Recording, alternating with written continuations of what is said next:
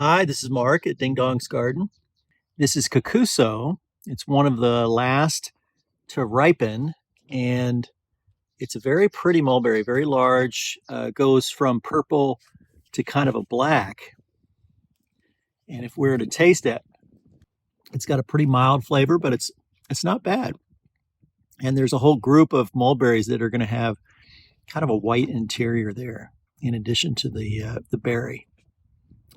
So Kokuso is very good.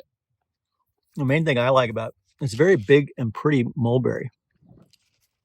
And it is related, I think it's kind of related to Black Prince, at least the varieties we have. This is coming in a little before Black Prince, but let's go look over that. And here's Black Prince. It's not quite as far along as Kokuso, but it's got some similar characteristics. You know, it's a larger berry. The taste is mild. And it's got that white interior that you can see here. It also shares the deep serration in the leaves. And the nodes, I don't know if we can see any nodes here, but they're kind of a thicker node, and the buds are a little bigger. Not quite as big as a Morris nigra, but they're still larger than a typical mulberry. So Black Prince will kind of designates one of the last varieties to ripen here, except for Illinois everbearing, which is just now starting to ripen. I mentioned this last week, but this is big white mulberry, and it puts out huge fruit. Let's see if we can grab some here. They're very large, and they're quite good. Again, white mulberries don't have any tartness. They're just honey sweet.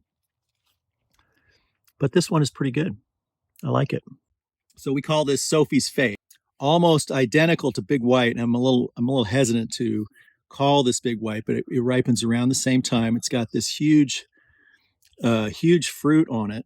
And as a reminder, if you're harvesting white mulberries, you don't want to harvest it when it's still got any kind of hint of green on it.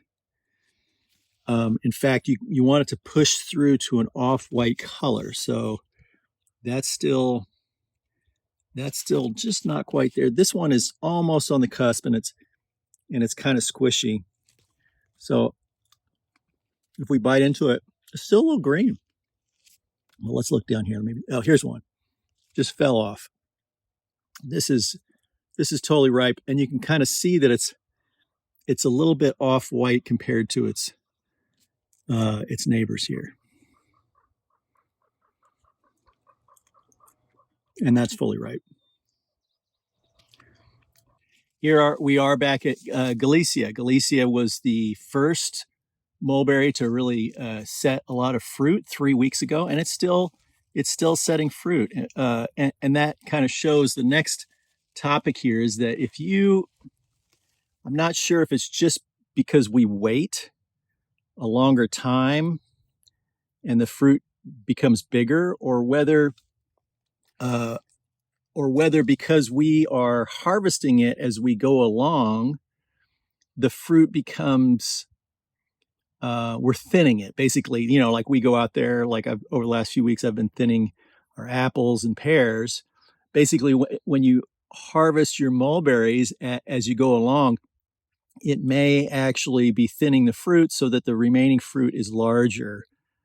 So what I'm noticing on all these trees, since we're harvesting it once a week, that the fruit on trees is larger than it was last week. So there's something to consider when you get a new mulberry tree and the first fruit you see, the first few pieces of fruit that you see are smaller.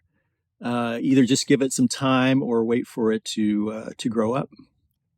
Well, the flavor's about the same.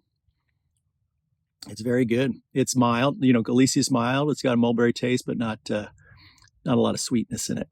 And Gerardi here is still putting out quite a bit of fruit, and they just fall off. Like if I just barely touch this, it'll fall off. So one strategy we did last week was to put the container underneath the branch, and then we just kind of touch the mulberries and they fall off. And then next to it, This is David Smith. David Smith is a mid to late ripener. And David Smith is, I've never had David Smith grow vigorously. So, because I think it puts out quite a bit of fruit in relationship to the size of the plant. But it's a medium-sized berry. And it's pretty good. It's got a little more flavor than Gerardi. But in terms of propagation, like rooting cuttings, both Gerardi and David Smith they're tough customers. I've had some success with David Smith, but I've never had any success with Gerardi. So if you want to propagate that one, you really have to graft it. Lakeland and Jan's Best and Dwarf Everbearing are all still producing fruit. They do seem a little larger. I think it's because we went through and picked a bunch last week. They're still producing. Pretty good taste. Again, one thing we've discovered when we're sharing this with other people is that there's a certain nostalgia when it comes to flavor. And what we find is if people grew up eating mulberries, maybe they have a childhood memory of clambering around in the forest eating mulberries. If they have that memory, then they'll gravitate towards trying mulberries, and they'll have a good memory of it. But if they've never tried mulberries before, and they try one, it's very hard for them to reconcile what looks like a raspberry-ish blackberry kind of fruit with the flavor that they get. It's just not mulberries just aren't as strongly flavored as raspberries or blackberries. So people that haven't had them have a different experience than those that grew up eating them. And I don't know what your all's experience with it is, but I think about maybe 30% of Americans have had a mulberry before, maybe even a lower percentage because they really have to live in the right part of the country to have had them. But it's kind of a fun project. And certainly, but in any event, having a fruit tree to give you a summertime snack early in the fruiting season is great. So having your own tree is much different than being offered to you at like a farmer's market. One other variety I've failed to mention so far is maple leaf mulberry. I like this fruit. I like it for a few reasons. One is that it is easy to root. I've always had pretty good success. It's never rooting mulberry cuttings is like playing baseball. You're never going to be like super successful when you go up to the plate and bat. You're always going to have some failures. And that's probably what lends some excitement to it all. But maple leaf does root relatively easily. It's got a distinctive leaf. And the fruit is actually pretty good. Let's take a couple here. The fruit now, again, this is a smaller tree. I'm not waiting. I'm just pulling them off as they ripen. So the fruit here is not that large. I've seen it much larger on other trees. But if we eat it, it's got a good flavor. It's got more sweetness and tartness than some of the Eastern European mulberries. So we're definitely going to grow this one out. I'm going to grow some more of these and see if we can get some more fruit. And another thing about this is I've heard people talk about chill hours and how chill hours can impact fruiting behavior on mulberries. And I got to tell you, we get 2,000 to 3,000 hours of chill hours every year.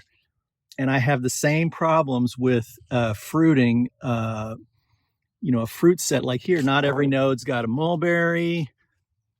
Not every node that has a mulberry has a bunch. So some mulberries are just shy about fruiting. But once they grow into a big tree and their branches develop, I think it signals the tree that like, hey, we're ready to fruit. So some mulberries, just by their own nature, will fruit less than others.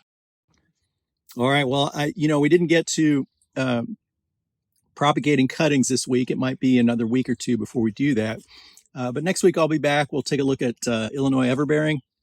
And we'll talk about, and I do want to touch on that topic about like what does everbearing mean?